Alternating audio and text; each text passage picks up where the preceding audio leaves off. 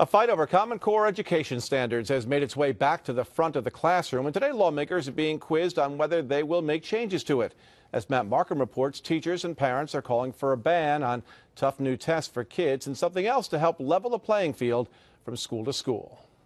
We educate every single student. Seth.Cohen is an earth science teacher in the Troy City School District. He says students are in the eye of a Common Core storm.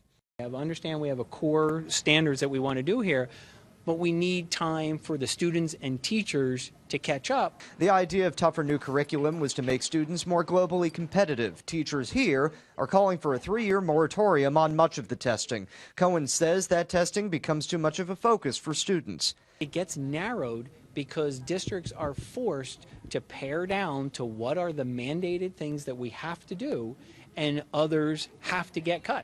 Instead of scaling back testing, some of these groups are arguing for more of something else, money.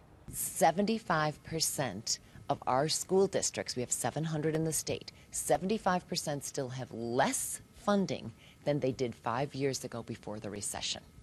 On this day of action, coordinated by the New York State Unified Teachers, Educators, and Parents, a call on the Capitol to deliver $1.9 billion in school aid. However, the governor has said we spend more on education than any other state. Is $1.9 billion really going to solve some of these issues these schools are having? It will solve some of them. $1.9 billion is important to begin to close what they call this gap elimination fund that we still have not closed from the beginning of the recession. New York did increase aid to schools in the last budget. Governor Cuomo said in 2011, even with the state's spending, it is 34th in education results. Matt MARKHAM, CBS 6 News, Albany. Thank you, Matt. The State Education Commissioner John King has said it will take time for parents and teachers to implement the changes of the Common Core standards.